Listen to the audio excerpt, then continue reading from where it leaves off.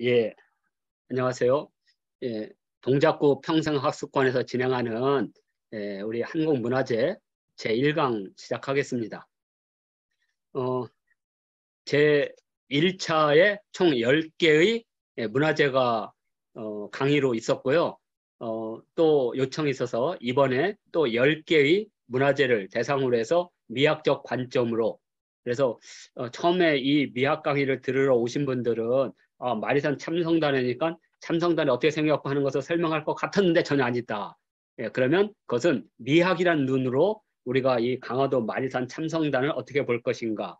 자, 그래서 강화도 마리산 참성단에 아마 오르지 않은 분도 있을 거고, 이게 어디 있는지도 모르시는 분도 있을 거고, 이게 어떤 의미를 가졌는지도 모르시는 분이 있을 겁니다. 그런데 전혀 관계가 없어요. 왜냐하면 미학이라고 하는 것은 어떤 문화재에 대한 지식이 없어도 관계가 없습니다. 왜냐하면 그 문화재를 보는 눈, 문화재를 해석하는 눈, 이런 것을 가르치는 거기 때문에요. 문화재는 그 미학을 설명하기 위한 재료라고 보시면 돼요. 재료.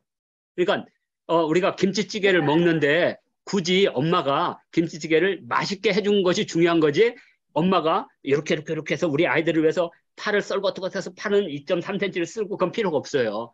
엄마의 마음이 된장찌개에 담겨 있는데 문제는 그 된장찌개를 왜 끓였느냐가 중요한 거예요. 아들이 해외여행 갔다 와서 엄마한테 제일 먼저 한 게 뭐예요? 김치찌개, 된장찌개 두 개죠. 마찬가지로 그 된장찌개라고 하는 영화가 있어요.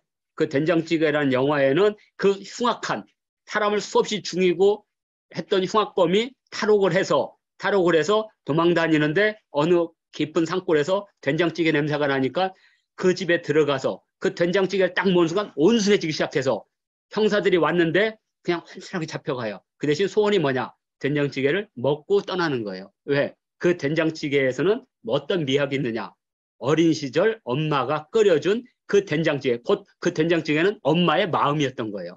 그 엄마의 마음은 흉악한 살인자도 어린 아이로 만들어버리는 거죠. 이게 바로 된장찌개가 갖고 있는 미학이라고 하는 거죠. 그러니까 된장찌개가 가게에서 파는 8,000원짜리 음식이 아니라 그 된장찌개는 그 흉악범한테는 어린 시절 고향의 맛이고 엄마의 맛이고 어린 시절의 추억이고 또 그 한 번도 악에 물들지 않은 동심을 상징하는 겁니다. 이게 바로 미학이에요. 그렇기 때문에 참성단에 대해서도 난 모르겠다. 별로 관계가 없습니다. 참성단을 통해서 들려주고 싶은 미학적 관점이 있기 때문에. 자, 그래서 제가 이제 여기 계신 분 중에 다른 분들은 그래도 강의를 이렇게 많이 들으신 분들이에요. 근데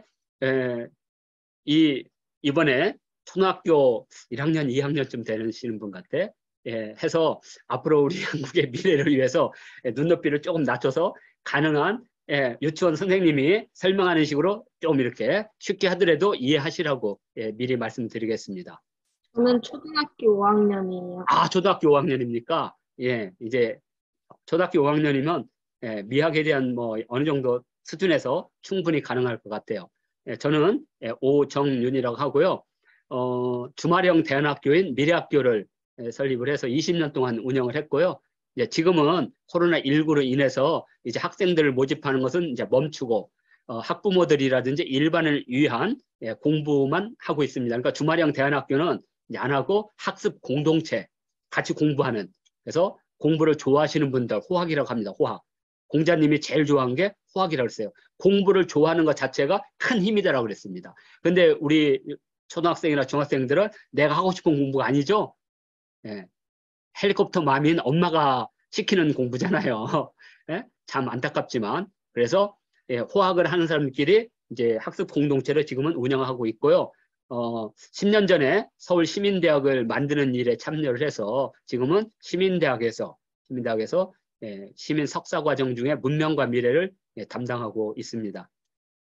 자, 그리고 유튜브가 쫙 있죠. 유튜브는 이렇게 막 돈을 벌기 위해서 하는 게 아니라요.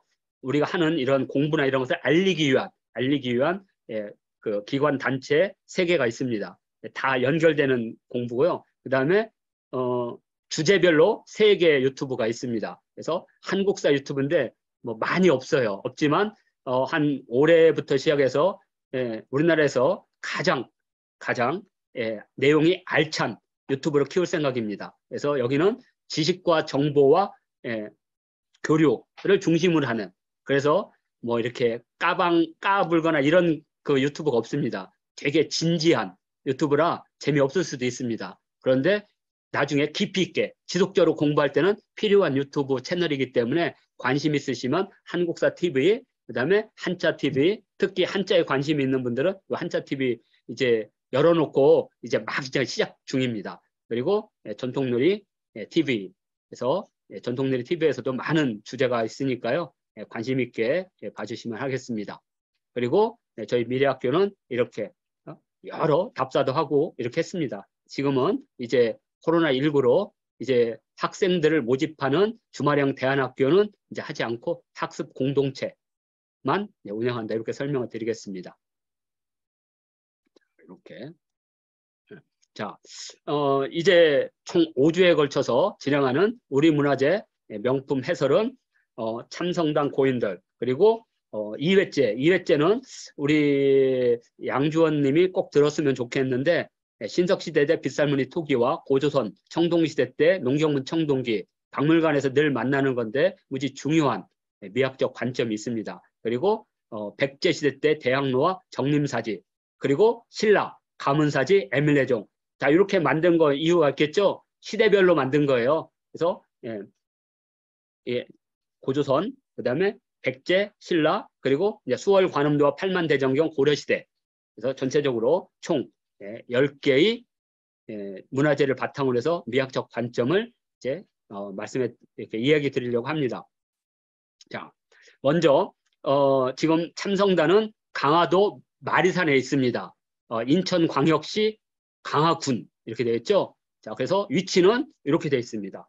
위치는 서울에서 인천 쪽으로 가서, 그죠? 한강 쪽을 쭉 따라서 김포를 지나서 강화도에 가면 강화도 쪽에서 주로 강화도의 남쪽이 있습니다. 강화도 남쪽에 있었던 이 마리산 참성단은 예전에 섬이었습니다. 많은 분들이 지금은 섬으로 생각하지 않지만 고려 시대까지만 해도 섬이었어요. 그런데 이제 고려 때 이제 몽골이 쳐들어오니까 고려 개경정부가 몽골로 가죠. 그래서 강도정부라고 불렀죠. 강화도 강도정부. 그러면서 토지를 넓히기 위해서 개간 사업을 해요. 그래서 조선시대까지 꾸준하게 개간 사업을 합니다. 그러니까 오늘날 보는 강화도는 예전에 4,000년 전에 고조선 때의 강화도와 전혀 다릅니다. 이렇게 형태가. 그래서 그때 강화도 마리산 참성단이 있는 곳은 화두면이라고 하는데 바로 섬이었다. 그래서 지금도 강화도 마리산에 올라가면 섬이었다는 게 금방 알 수가 있어요. 왜냐하면 갯벌을 막아서 거기에 뚝이 있고 그 안에가 논이 만들어졌는데 그게 예전에는 바다였다는 거. 그러면 왜 바다에 이런 재단을 만드느냐? 여러 가지 요인이 있지만 신비로운 거죠. 이제 그건 다음에 하기로 하고, 자, 강화도 마리산 참성단은 바로 강화도라는 섬, 우리나라에서 5번째로 큰 섬 강화도에 위치하고 있습니다. 자, 그리고 이 강화도 마리산 참성단과 짝을 이루는 유적, 짝을 이루는 유적은 정족산성입니다. 정족산성에서 정족이라고 하는 것은 그 세 발 달린 솥이란 뜻이에요. 산의 모양이 이렇게 봉우리가 3개가 있습니다. 그래서 그 3개의 봉우리 안에 전등사라는 절이 있습니다. 절이. 그래서 이 전등사의 절은 우리 말하면 충렬왕 이제 이 그 부인이 그 정화궁주인데 몽골한테 항복을 하면서 몽골의 대칸이었던 쿠빌라이 칸의 딸과 결혼을 해요. 결혼을 해서 쿠빌라이 칸의 딸인 그 공주를 데리고 오잖아요. 자, 오니까 왕비였던 정화공주가 이게 등급이 아래로 떨어졌어. 등급이 아래로. 등급이 아래로 떨어진 건 저주를 할 거 아니야. 2년 죽어라 죽어라 하고 이렇게 집세기로 이렇게 사람 만들어서 바늘로 하던 게 들켰어. 그래가지고 그 몽골 공주한테 뒤지락 두드려 맞았어. 그래가지고 분을 삭히지 못해서 강화도로 도망갔어. 자기가 있었던 강화도. 왜냐면 거기서 태어나서 거기서 자랐으니까. 그래서 그 강화도에 있으면서 마음을 다스리기 위해서 그 절에다가 등불을 키우고 맨날 기도를 했어. 저는 빨리 죽어라. 저는 빨리 죽어라. 미안해 욕해서. 그래서 등을 달았다 해서 전등사예요. 그 전등사. 그 전등사를 둘러싸고 있는 그 성이 바로 정족산성이에요. 이 정족산성은 또 뭘로 유명하냐면 그 정화궁주 말고 또 유명한 거 하나 있죠. 바로 병인양요 때 양원수 부대가 프랑스 군대를 박살낸대. 병인양요의 역사 현장. 역사는 그렇게 해야지 이걸 안 까먹어요. 왜? 시험에 잘 나오거든요. 요 문이 나와가지고 이 요적을 통해서 알 수 있는 것 하면 딱 뭘 생각하면 돼요? 병인양요. 이렇게 프랑스 군대가 쳐들어왔던, 그리고 그 프랑스 군대가 그때 가져갔던 게 바로 의궤. 강화, 예, 그 유수부에 있었던, 예, 의궤 있죠? 그 우리 의궤를 가져갔던 거, 훔쳐갔던 거죠. 그래서 그거를 우리가 돌려받으려고 하는데 아직도 프랑스인들이 떼제베 그 기술을 받아들이면서 우리가 프랑스 떼제베 기술을 받아들이면서 그걸 돌려받기로 했는데 프랑스가 안 돌려줬어요. 이유는 뭐냐? 사서 한 명의 여자가 반대를 해서 그 명분이죠. 사서 한 명이 반대해서 못 돌려주겠어요? 훔쳐간 건데. 예? 근데 명분을 그렇게 한 거예요. 사서가 반대해서 우리는 돌려줄 수 없다. 아직 돌려받지 못하고 있어요. 예, 바로 그 사건들이 있었던 곳입니다. 이렇게 그렇게 이해하면 이제 빨리 이 정족산성을 이해합니다. 근데 정족산성의 예전 이름은 삼낭성이에요. 왜 삼낭성이냐면 강화도 마리산이 제천단이 있고 여기가 그 강화도 마리산으로 들어가는 입구가 있어요. 그래서 이 입구 제천단을 지키기 위해서 여기에 사람들이 거주하겠죠. 그때 단군 할아버지에게는 아들 4명 있었다고 전했는데 4명. 그건 역사서에 있어요. 네? 네, 역사서에 있는데 믿는 사람은 믿는 거고 안 믿는 사람은 안 믿는 거예요. 청학집이라는 책에는 단군 할아버지는 4분의 아들이 있었고 부인은 비서갑당, 오늘날 길림시입니다. 길림시. 하얼빈이나 길림시 될 거예요. 거기에 출신인 여성분, 그분이 단군 할아버지의 부인이었다. 아니 단군 할아버지도 사람이면 당연히 결혼을 했겠죠. 결혼해서 아들 4이 있었는데 첫 번째 아들이 부루, 두 번째 아이가 부, 세 번째 아이가 부소, 네 번째가 부여. 그래서 그 4명 가운데 부루를 제외한 3명의 아들이 이곳에 해적들이 많다니까 이 해적들을 소탕하기 위해서 이곳에 와서 해적을 소탕하고 여기에다가 성을 쌓은 거예요. 그래서 여기다 제단을 만들고 여기에 제단을 지키는 사람들이 해적을 막기 위한 군인이 되겠죠. 그래서 그 아들 3명의 낭도, 우리 화랑할 때 그래서 3명의 낭도, 예전에는 왕의 자식들 낭이라고 불렀어요. 우리가 신랑이라고 부르는 거 거기서 나온 거거든요. 잘생기고 멋진 사람은 낭이에요. 그래서 낭군이란 말이 있는 겁니다. 그 낭군은 한자군 관계 없는 거예요. 원래 순수 우리말이에요. 왜냐하면 그 몽골이나 여기 하면 나무란 말이 있어요. 낭구. 이게 힘이 세고 용감한 사람을 낭구라 그래요. 낭구.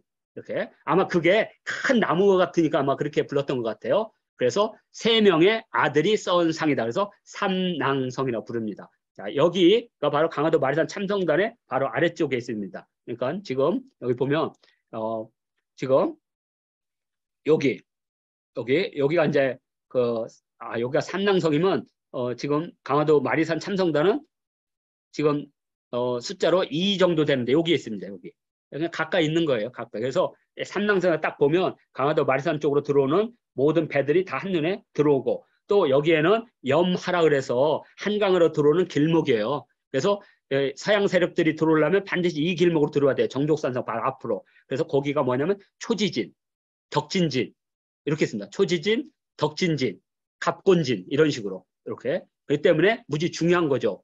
강화도 쪽이나 한강 쪽으로 들어온 모든 적을 감시하는 중심 그 길목에 있는, 그래서 단군과 관련된 유적지가 참성당과 삼낭성. 근데 여기 이제 5학년 우리 학생도 있지만 이것을 신화라고 생각하거나 아니면 이것은 그냥 옛날 그냥 믿을 수 없는 역사라고 믿으면 그렇게 믿으면 돼요. 그런데 왜냐하면 우리가 종교를 믿는 것은 그것을 과학적으로 증명하기 때문에 믿는 게 아니에요. 하나님이 세상을 창조했다는 것은 과학으로 증명되는 게 아니에요. 그건 믿음이에요. 믿음. 믿음은 과학을 초월해야 돼요. 마찬가지로 단군 할아버지가 있었고 강화도 마리산 참성단을 쌓았고 그 아들 3명이 삼낭성을 쌓았다는 것은 기록에는 있는데 그 기록을 믿느냐 안 믿느냐는 것은 믿음일 뿐이에요. 그냥 믿으면 돼. 왜냐하면 안 믿어서 불편한 것보다는 믿어서 마음이 편하면 믿어서 마음이 편한 게 좋은 겁니다. 이렇게? 그러니까 예를 들어서 이런 거예요. 개고기를 안 먹어서 마음이 편한 거와 개고기를 먹으면서 불편한 사람들. 그러면 요즘에는 이제 개고기를 먹으면 불편하잖아요. 막 야만인 같고. 그러면 불편함을 감수할 것이냐 개고기를 안 먹으면서 편한 것을 원하냐? 그러면 당연히 안 먹어서 편하고 동물을 사랑하는 마음이 편하거든. 그렇잖아요. 같이 있던 반려견을 잡아먹는다는 자체가 불편하잖아요. 그러면 불편한 것보다는 편하게 믿는 게 나아요. 이렇게. 그래서 우리 강화도 마리산 참성단의 역사성은 이렇게 있습니다. 그럼 하나는 더 있습니다. 바로 또 하나는 뭐냐면 우리 민족 고유로 내려오는 하늘의 제사를 지내는 제단. 제단은 특별하게 우리 민족은 산 위에 있습니다. 이건 특성이에요. 중국에도 제천단 많이 있어요. 중국의 최초의 나라는 하나라. 하나라의 수도인 이리도. 저는 이리도 가봤거든요. 그 이리도에 언사라는 데가 있어요. 언사. 지금 소림사가 있는 그 근처인데 언사에 가면 이리도가 있는데 선생님은 저는 기대 많이 했거든요. 이리도 동아시아에서 최초의 나라인 하나라에 갔더니 초등학교 운동장만 해. 거기에 진흙으로 이렇게 해서 3단으로 제단을 만들었어요. 근데 눈으로 봐도 흙을 다른 황토를 다져서 이렇게 쌓기 때문에 금방 봐도 이건 제단이라고 알 수가 있어요. 그런데 그것보다도 1500년 앞서서 윤영성 요서 지역의 우하랑 유적은 돌로 만들었어요. 둥글게 3단으로. 그리고 그 3단의 바깥에는 28개의 입하고 바닥이 터에 있는 걸 통형관이라 해요. 통형관. 통에 있다. 그 28개가 있어요. 그러면 28개가 무슨 의미일까?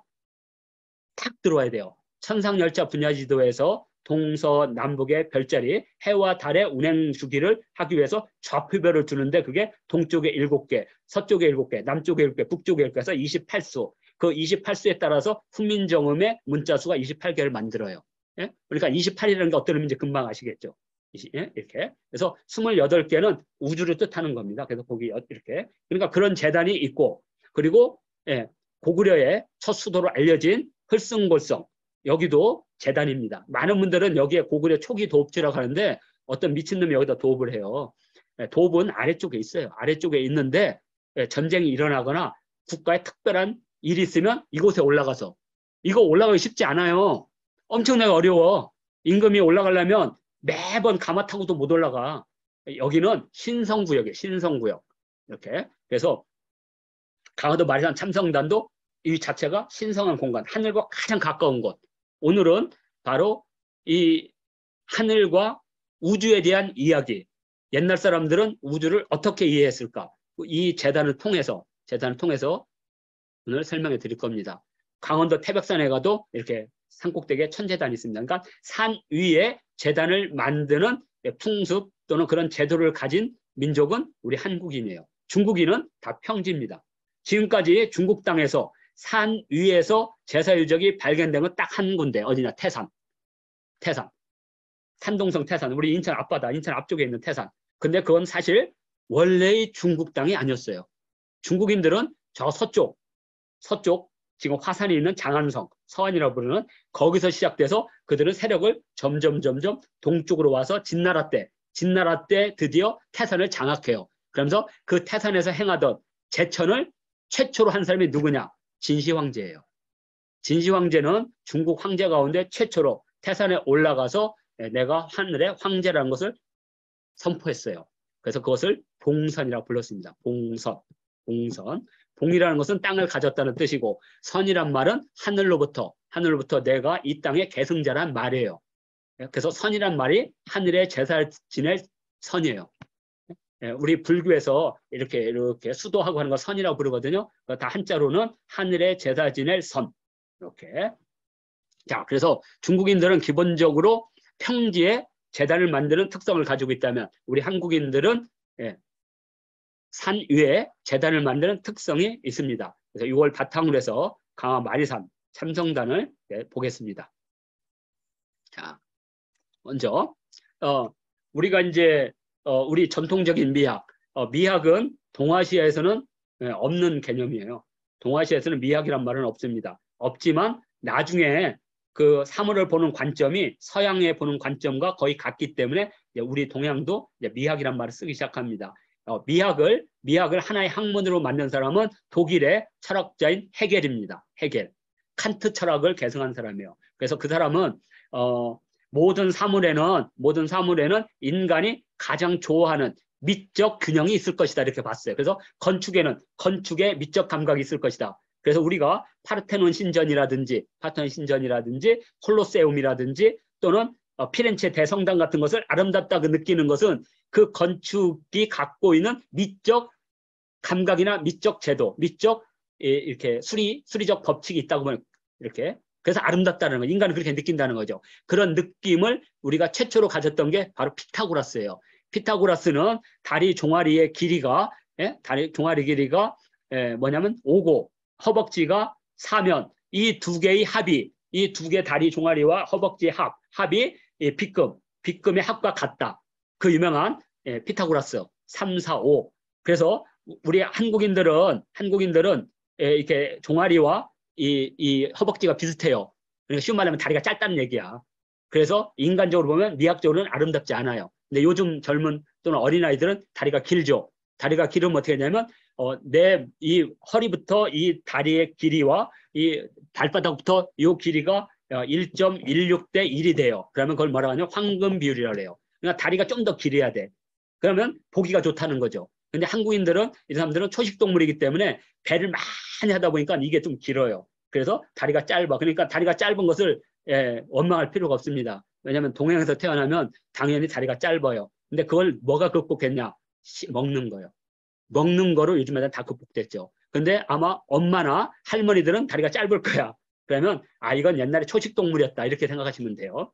자, 그래서 동아시아는 동아시아의 전통적인 미적 감각이 존재해. 이것을 전통미학이라고 해요. 그래서 특히 이제 우리 한국인들은 중국이나 이집트나 페르시아 사람들보다 더 다른 미학적 그 도상을 갖고 있습니다. 이것을 뭐냐면 기하학이라고 해요.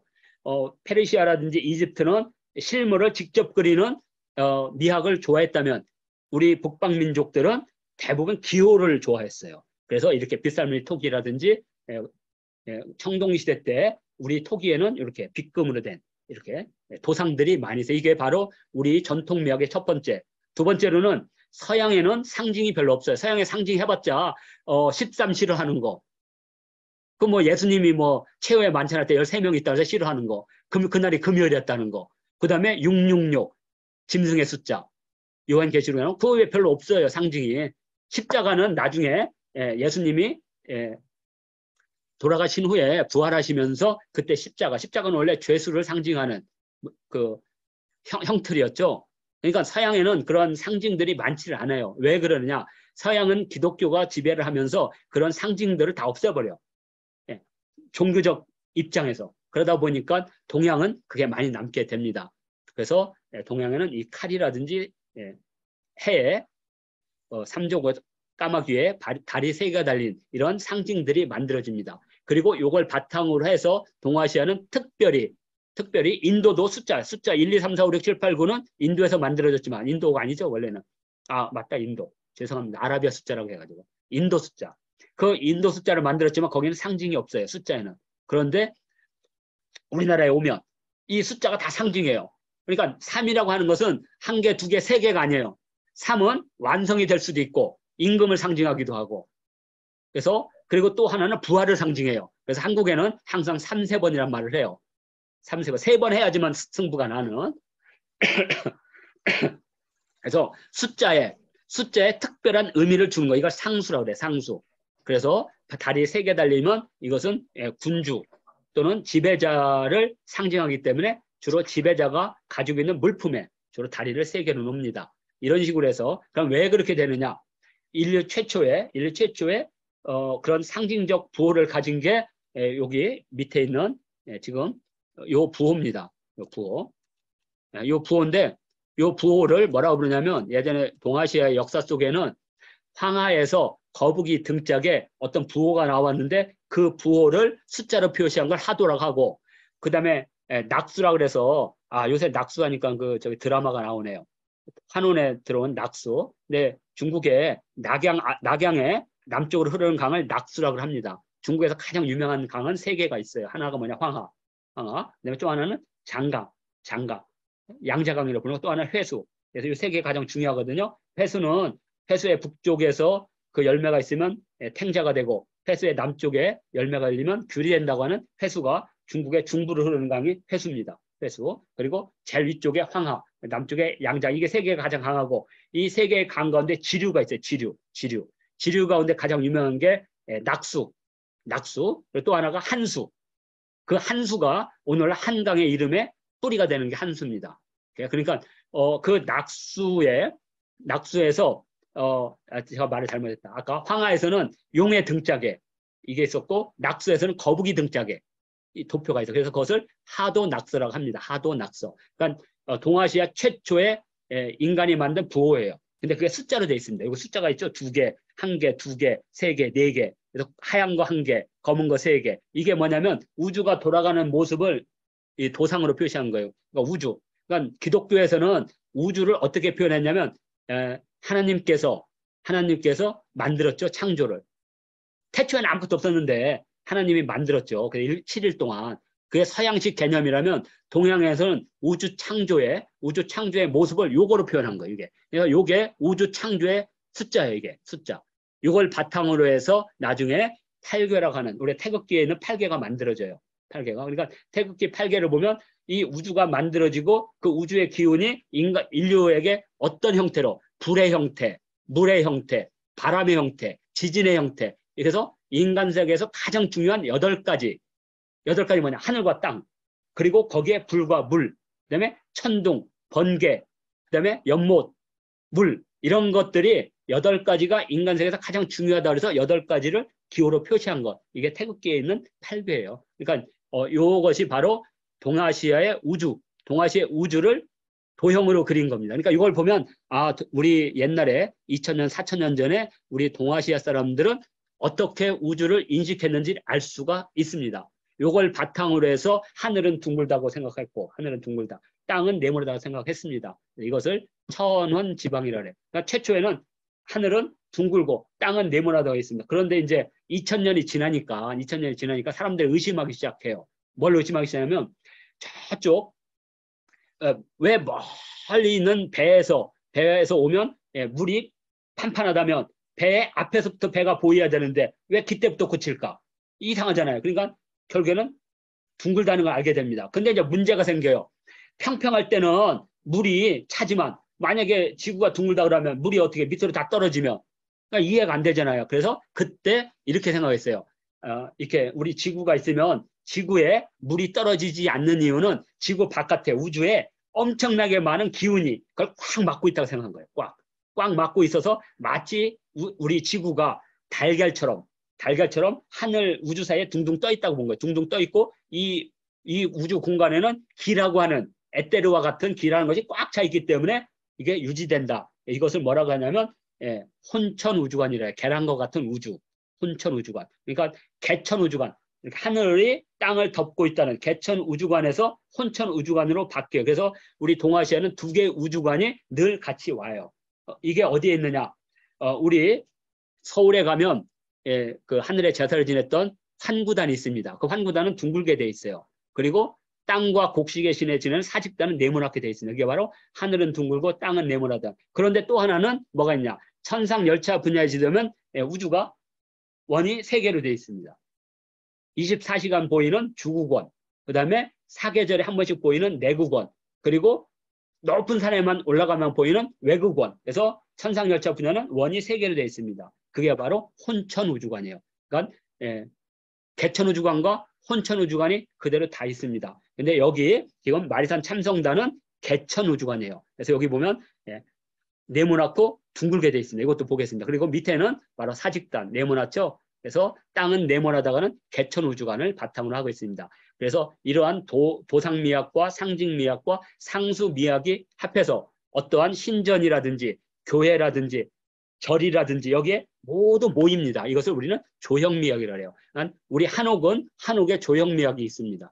한옥은 다른 나라에는 없는 우리만의 독특한 조형미학이 있어요. 예를 들어서 장독대가 있다든가 또는 성주신을 모시는 단지가 있다든가 부르신을 모시는 부르단지가 있다든가 뭐 이런 것들이 다 있어요. 그 다음에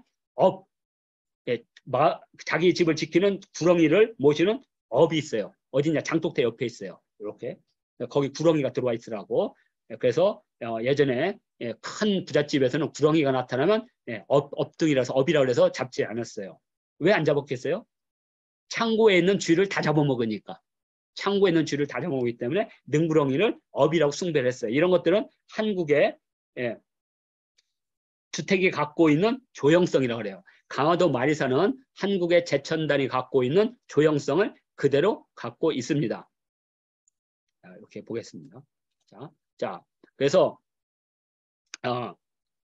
이 또 우리 전통적인 재단의 특징은 건물이 없습니다. 그러면 여기 있는 건물들은 뭐냐? 여기는 위패를 모시는 집입니다. 위패. 그러니까 원래 하늘과 신한테 제사 지내는 것은 지붕이 없어요. 지붕이 없어. 지붕이 없기 때문에 무형재단입니다. 그래서 중국 요녕성 우화량 유적에 이렇게 봐도 금방 원이 3개라는 거 알 수가 있죠. 이건 돌로 이렇게 싼 거 인공적으로 5,500년 전 유적이고요. 또 여기 요 바깥에 28개의 커다란 도자기가 이렇게 정확하게 28개가 있습니다. 이것은 하늘의 재단. 그리고 바로 옆에는 네모난 재단이 3개로 3단선 네모난 재단이 있어요. 그리고 그 2개의 재단 사이에는 무덤이 있습니다. 이게 중국 윤영성 우화량 유적이라고 아주 유명한 유적입니다. 중국인들은 자기 유적이라고 하고 우리는 우리라고 우기는 겁니다. 왜? 이 돌로 무덤을 만드는 문화적 특징을 갖고 있는 게 우리니까. 이렇게. 그리고 여기 중국의 북경 천단은 여기 재단이고 우리나라는 대한제국 환구단이 있었습니다. 이렇게. 그래서 이 환구단은 지금은 일본 제국주의가 다 타결을 해서 없앴죠. 그리고 일본인들은 여기다가 철도 호텔을 지어버립니다. 이걸 없애버리고. 왜? 이게 있으면 대한제국의 황제라는 걸 늘 생각하게 되니까 이걸 없애버리고 철도 호텔을 세우고 나중에 반도 호텔, 조선 호텔 이름으로 지금도 남아있고 그 다음에 여기 건물은 위패를 모신 곳이라서 황궁을 해서 요것만 지금 남아 있습니다. 그래서 예전에 재단은 이렇게 둥글게 쌓았다. 이렇게 이해하시면 됩니다. 자, 이제 강화도 마리산의 주요 미학적 특징은 어떤 거냐? 산상제다 아닙니다. 이건 특징이에요. 산상제다. 산 위에 제단을 모시는 거. 그 다음에 반드시 제단 옆에는 하늘과 통하는 나무가 있어야 돼. 이걸 신단수라고 해요. 불교에서는 우주목이라고 하고 불교는 우주목이라고 하고 페르시아나 이어서는 황금가지라고 해요. 황금가지. 그리고 우리 전통적인 역사에서는 신단수. 바로 이 신단수를 타고 내려오신 분이 단군의 아버지가 되는 환웅천왕께서 태백산정 신단수하 태백산 꼭대기 신단수 아래에 내려오셨다 할 때 바로 이 신단수고요. 바로 신단수 옆에는 우물이 있어야 돼요. 우물. 반드시. 왜 이 우물이 있어야 되냐면 이 물은 하늘의 물과 땅의 물이 만나서 뻗어나가야 돼요. 그래서 요 뻗어나가는 물을 뭐라고 불렀냐? 용이라고 불렀고 이 나무에 바람을 타고 오는 것을 봉이라고 불렀어요. 봉황 우리가 하는. 그래서 새가 바람을 타고 오고 이 물이 지상으로 가면서 모든 사람들이 농사도 짓고 물도 마실 수 있게. 그래서 이것을 뭐라고 하냐면 바람 풍자와 물숫자로서 풍수라고 불러요. 그러니까 이 산상재단이 있는 이곳부터 가장 살기 좋은 땅들이 있어요. 그걸 선택해서 사는 것. 이걸 풍수라고 합니다. 풍수. 풍수 어렵지 않습니다. 바람이 잘 흘러가고 물이 앞을 버티고 그러면 그 지역이 살기가 좋다. 바로 그래서 여기에 우물이 있어요. 강화도 마리산에 있는 우물은 1969년까지는 흘렀는데 지금은 여기에 물이 안 와 있어요. 그래서 이제 강화군청에서 여기 발굴 조사를 했더니 인공적으로 축조했다는 것이 확인이 됐어요. 인공적으로. 그래서 우물이고 1969년도 이후에 왜 여기에 물이 안 나오냐면 이 강화도 마리산 아래쪽에 새로 간척한 땅에 농수로가 없으니까 물이 없으니까 땅을 파서 펌프를 해서 물을 끌어올리다 보니까 이쪽으로 오던 물의 압력이 없어지면서 더 이상 나오지 않습니다. 안타깝게도. 강화도에 사시는 어르신들한테 탐문을 해보면 1960년대는 여기서 물이 콸콸 쏟아졌다 그래요. 근데 이제 1969년도 이후에는 안타깝게 물은 나오지 않고 우물의 흔적만 이렇게 남아 있습니다. 이게 우물의 흔적입니다. 자, 이렇게. 그러면 이제 오늘의 이제 진짜 주제가 되겠습니다. 삼성단의 미학 산책입니다. 자, 먼저 왜 이 산 위에다가 제단을 하느냐? 그것은 민족마다 다 달라요. 어떤 민족은 물에서 태어났다고 믿는 민족이 있는가 하면 어떤 사람은 제우스가 만들었다고 생각하는 사람이 있어요. 근데 우리는 누가 만들었다는 신화를 갖고 있지 않아. 그러면 도대체 우리는 어디서 왔냐? 우리 뿌리는. 우리는 하늘에서 내려온 거예요. 그냥 인간이. 우리는 신이 만든 게 아니에요. 우리의 전통적인 신화 속에는 신이 인간을 만들었다는 게 없어요. 우리는.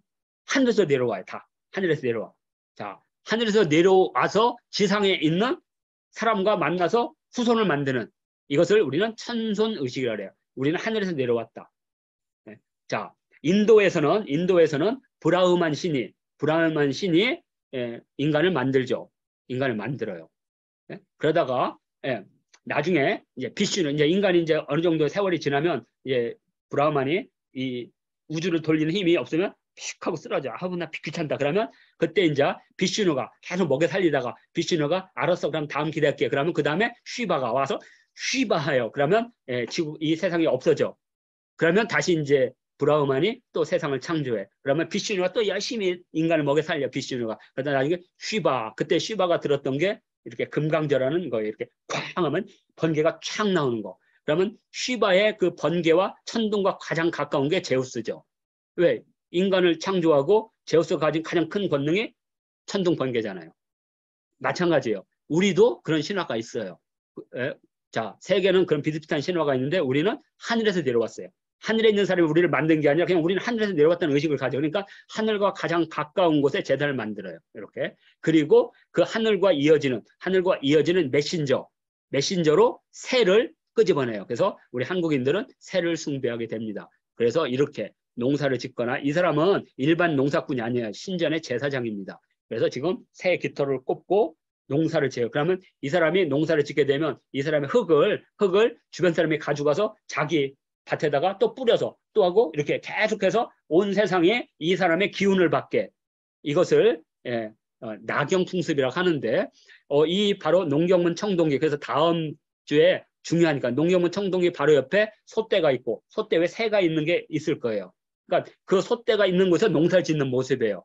그래서 이것을 우리는 천손의식이라고 했고요. 실제 고구려인들이 나는 천손이란 말은 엄청나게 많이 하는데 뭐 천재의 아들이다 이렇게 했는데 천손이란 말이 실제 있어요.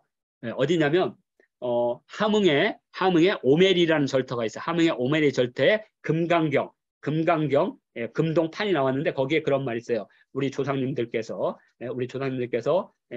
예전에 조상님들이 있는 이 땅에 천손으로 와서 조상님으로 가셨는데 이제는 부처님이 있는 극락세계로 가시기를 기원합니다. 이제 불교를 믿으니까 천손으로서 하늘나라로 가지 말고 부처님이 믿는 극락세계로 가십시오 하는 게 거기 써 있어요. 거기에 천손이라는 말이 처음으로 등장합니다. 그만큼 고구려인들은 자신들이 천손이라는 생각을 했고 부여를 세운 해모수가 하늘에서 내려오죠. 그래서 웅심산에 내려와서 그때 5마리의 용이 끄는 수레를 타고 허리에는 용광검을 차고 웅심산에 내려왔다가 목욕하는 새 아가씨를 보게 되죠. 그때 큰 아가씨가 용감하게 저 남자 멋있다. 나는 저 남자하고 살을 거야. 그리고 동생들한테 너는 집으로 가. 나는 저 남자하고 결혼할 거야. 드디어 결혼했잖아요.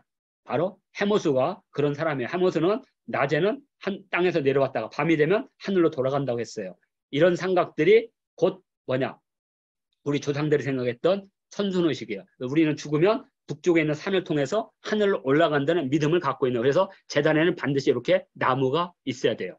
이걸 신단수라고 합니다.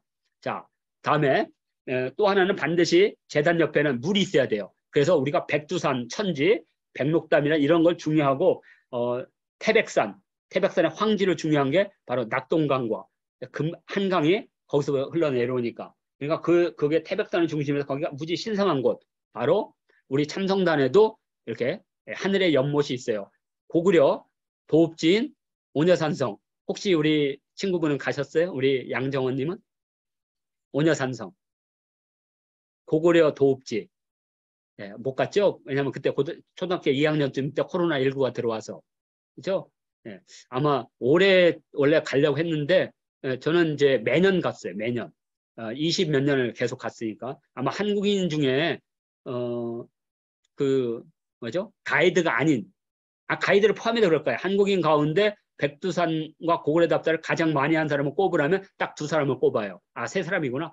고구려 연구회를 이끌었던 서기수 교수님이 한 분이 계시고 또 한 번은 그 유명한 법륜 스님이라고 계세요. 법륜 스님. 그 다음에 저. 왜냐하면 최소 30번 이상을 갔으니까. 이렇게. 그래서 이제 아마 내년도에는 갈 것 같아요. 그런데 그 오냐산성 꼭대기 가면 이렇게 천지가 있습니다. 그리고 이름도 천지예요. 이렇게 신성해야 돼요. 그러면 이런 천지를 또 우리 남한에서 볼 수가 있는 어디냐면 공산성에 가면 볼 수 있어요. 공산성. 공주 공산성에 가면 산 꼭대기에 둥근 우물이 있고 그 산 밑에는 네모난 우물이 있어요. 이게 바로 뭐냐면 하늘은 둥글고 땅은 네모나다는 우리나라에 있는 궁궐이나 이런 연못도 다 그런 방식으로 만들어요. 하늘은 둥글고 땅. 그래서 하늘과 가까이 있는 연못은 둥글게, 땅 쪽에 있는 연못은 네모나게. 이것을 두 개를 합하면 네모난 연못 위에 둥근 섬을 만들어요. 원도 방지라고 하는 이것이 바로 개천 우주관이 담겨 있는 거죠. 자, 그리고 이 백제 대학로도 전형적으로 우리 조상들이 가졌던 이 풍수. 그래서 이걸 딱 뚜껑을 열면 하늘에는 바람이 있습니다. 바람을 일으키는 새. 이것을 우리는 불새라고 불렀고, 불새. 그리고 페르시아에서 이걸 피닉스라고 불렀어요. 피닉스, 불사죠. 피닉스. 우리는 불새. 근데 중국에서는 이것을 봉황이라고 불렀어요. 봉황이라고. 근데 봉황이란 말 자체가 바람이란 뜻을 갖고 있어요. 그 봉황이란 말이 바람풍자에서 왔다고. 바람풍자. 그러니까 예전에는 바람이 이렇게 불면 그게 하늘의 기운을 보내는 거라고 본 거고 땅의 기운은 마치 이렇게 꼬불꼬불 간다 해서 그걸 용이라고 불렀어요. 그래서 하늘의 용이 있어요. 하늘의 용이 땅에 내려와야 돼. 그래야지 살아. 그래서 은하수예요. 은하수에 있던 하늘의 용이 땅으로 내려오면 돼요. 땅으로 내려오면 그게 바로 지상에 있는 모든 물이고 그 물을 지배하는 사람이 바로 그 나라의 임금. 그래서 우리나라의 모든 물들은 다 궁궐에서 흐르게 돼 있어요. 일부러. 그렇게 만들어 놨어요. 자, 그래서 이것을 뭐라고 하냐면 풍수라고 그래요. 하늘 쪽에서 내려오는 건 바람. 그리고 거기서 물이 흘러내려오면 이건 수. 그래서 두 개를 합했고 바람을 상징하는 것이 봉황. 그리고 물을 상징하는 용. 그래서 이것을 풍수라고 하고 백제 대학로가 그걸 가장 잘 보여주는 거예요. 백제 대학로의 위쪽은 풍이고 밑쪽은 용입니다. 이걸 통해서 우리 조상들이 이 세계를 어떻게 봤는지를 이렇게 볼 수 있는 마리산 참성단의 우물도 무지 중요한 걸로 우리가 인식하면 되겠습니다. 자, 또 하나가 중국은 기본적으로 이 숫자를 상징하는 것이 짝수로 상징해요. 걔들은 짝수를 좋아해요. 그래서 2, 4, 6, 8로. 그래서 그들은 이렇게 홀수로 앉으면 되게 불안해요. 그래서 항상 4명이 같이. 그래서 중국의 전통 놀이들은 대부분 4명이 같이 하는 걸로 해요. 근데 우리 한국인들은 4명이 하면 안 돼. 3명이 하거나 5명이. 이렇게 홀수를 좋아해요. 홀수. 우리 한국인들은. 그게 서로 다른 거. 숫자에 대한 생각이. 자, 그래서 여기 중국의 원구단은 문이 4개예요. 왜? 평지에 사방에 문을 만들어야 되니까. 재단이. 자, 그런데 우리는 삼을 숭배. 그러다 보니까 재단의 문도 우리는 3개를 만들어요. 그래서 여기 보면 참성단의 문이 그래서 3개입니다. 자, 여기 하나, 이쪽 하나, 이쪽 하나. 자, 그렇게 해서 이렇게 둥근 원과 여기 네모. 그럼 많은 사람들이 오해를 하는데 여기가 재단이라고 생각하는 것 같아. 여기가. 네? 자, 여기 이 재단은 땅의 재단이기 때문에 여기는 어떤 재단이냐면 눈에 보이는 재물을 올려놓은 것이에요. 땅의 신한테는 눈에 보이는 재물을 올리는 거예요. 그러면 하늘의 신한테는 뭘 올려요? 눈에 보이지 않는 걸 올려요. 그게 뭐냐? 춤과 노래예요. 그래서 여기 둥근 데는 춤과 노래를 하는 거예요. 이것은 하늘에다 드리는 제사예요. 춤과 노래. 그리고 땅의 신한테 주는 것은 눈에 보이는, 왜? 과일이 땅에서 나왔으니까. 그래서 지금은 이제 그게 없어서 같이 주지만 실제 하늘의 제사 지내는 것과 땅의 제사 지내는 건 분명히 달라요. 하늘의 제사 지낼 때는 눈에 보이지 않는 것을 드리는 거고, 그리고 땅의 제사를 지낼 때는 눈에 드러난 것을 제사 지내는 거. 그래서 많은 분들이 오해를 하고 있는 게 여기가 제단이라고 생각하는데 여기는 땅의 신에게 제물을 주는 거고 여기 둥근 데는 하늘의 신에게.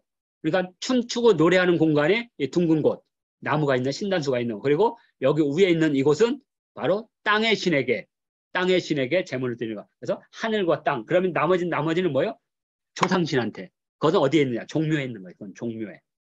조선시대는 하늘의 신한테는 다행히 안타깝게 조선은 제후국가라서 하늘의 제사를 지낼 수가 없어서 중국에 가서 제사를 드려달라고 그것을 동지사라고 부르는데 그러니까 우리는 하늘의 제사를 지낼 권리가 없어요. 그래서 중국에 가서 제사를 지냈고 땅에는 제사를 지낼 수 있으니까 사직단을 만든 거예요. 그리고 조상신한테 조선을 세운 조상신, 태조 이성계의 조상들 그래서 종묘를 세우게 돼요. 그래서 종묘와 사직은 뒀는데 원구단은 못 둔 거예요. 그런데 이제 고종임금이 대한제국을 세우면서 우리도 황제국이다 해서 제천단을 세운 것 그것이 바로 환구단이다 이렇게 생각하시면 됩니다. 자, 그래서 중국은 2로 시작되는 이수분할 세계를 가져요. 2, 4, 6, 8 그리고 우리 한국인들은 3수분할 세계 1, 3, 5, 7, 9 이렇게 그게 특징이다. 자 그러면 얼추 됐습니다. 지금 3시 47분이니까 약 3분 정도 남았지만 좀 쉬고 정확하게 4시에 다시 제 2강을 시작하겠습니다.